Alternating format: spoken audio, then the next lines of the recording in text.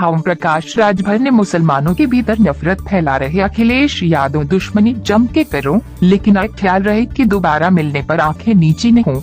शायद ओम प्रकाश राजभर ने ऐसा कभी नहीं सुना, वरना जिस अखिलेश के कंधों से कंधा मिलाकर वो चला करते थे, उस अखिलेश की ओर इस तरह बुराई न करते। आज उनको लगता कि अखिलेश मुसलमानों के भीतर नफरत फैला रहे हैं। यही ओम प्रकाश राजभर जब अखिलेश के साथ थे तो भाजपा पर नफरत फैलाने की बात किया करते थे। ओम प्रकाश राजभर आज एक निजी कार्यक्रम में शिरकत करने जनपद बहराइच पहुंचे। सुहलदेव भारतीय समाज पार्टी के राष्ट्रीय अध्यक्ष ओम प्रकाश राजभर ने कहा कि अखिलेश यादव मुसलमानों के भीतर नफरत फैला रहे हैं, इसीलिए उनकी पार्टी लगातार गर्भ में जा रही है। उन्होंने ये भी कहा कि 2024 में देश में एनडीए की प्रचंड बहुत से सरकार बनेगी और विपक्षी वीएम विलाप करता रह जाएगा। उन्होंने ये भी कहा कि 2024 में चाहे ईवीएम से चुनाव हो या बैलेट पेपर से चुनाव हो, हम सभी तरह से तैयार हैं। सुनिए और देखिए क्या कह रहे हैं। मंत्री जी, जिस तरीके से लगातार जो विपक्ष है वो कह रहा है कि 2024 में हम हर हालत में विजय रथ को हम रोकेंगे बीजेपी के, क्या लगता है कि 2024 में बीजेपी कहाँ जाएगी? बीजेपी 330 प्लस सीट जीत करके उत्तर प्रदेश की 80 लोकसभा सीट और देश में 330 प्लस जीत करके माननीय नरेंद्र मोदी जी को प्रधानमंत्री बनाने का काम होने जा रहा है। किसी के पास आज के तारीख में वो कुवत नहीं है कि हम यूपी में हैं, यूपी की एक सीट बता दे कोई कि हम जीत जाएंगे। ये विपक्ष के लोग सिर्फ गुमराह करने की बात कर रहे हैं और अलग अलग लड़ना है। केसीआर जी आवे, चाहे ममता जी आवे, चाहे लालू जी आवे, यूपी में क्या कर सकते हैं? कितना वोट अखिलेश जी को दिला सकते हैं?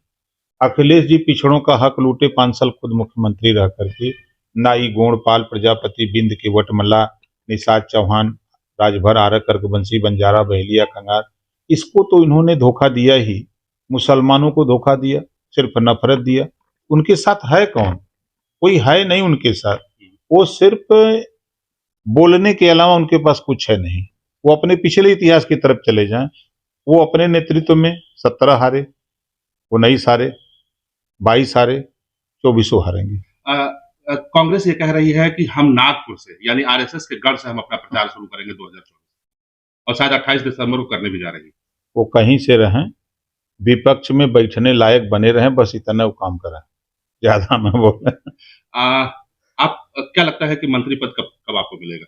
जिस दिन विस्तार होगा उस दिन ओम प्रकाश राजभर शपथ लेगा। जिस तरीके से लगातार ये अब ईवीएम का रोना रो रहा है विपक्ष, ऐसे में क्या 2024 में लग रहा है कि बैलेट पेपर से चुनाव होगा? वो रो रहे हैं तो हमको हंसी आ रही है उनके रोने पर।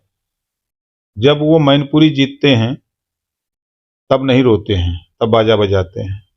घोसी उपचुनाव जीतते हैं तो बाजा बजाते हैं। उत्तर प्रदेश में सरकार बनाते हैं तब ईवीएम का रोना नहीं रोते हैं। जब जनता उनको नकार देती है तो उनके पास कोई बहाना है नहीं, तो ईवीएम का ही रोना रोते हैं। और उनके पास सच है कि लंबे समय तक इन लोगों ने शासन किया। देश में, प्रदेश की अगर हम बात करें या देश की बात करें, तो देश में कांग्रेस की सरकार रहती थी तो दंगे होते थे। प्रदेश में सपा कांग्रेस की सरकार रहती थी तो दंगे होते थे, कर्फ्यू लगते थे। आज दंगे और कर्फ्यू से निजात है।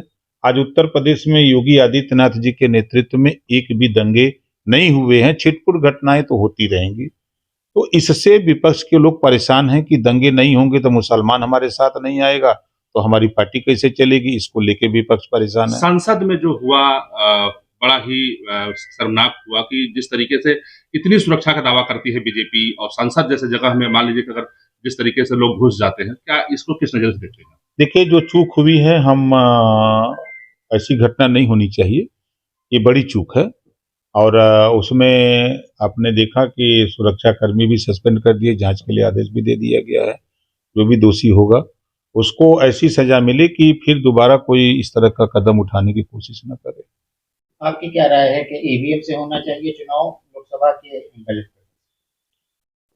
हमारे लिए दोनों ठीक है। ईवीएम से हो चाहे बैलेट पेपर से हो, दोनों के लिए हम राजी हैं।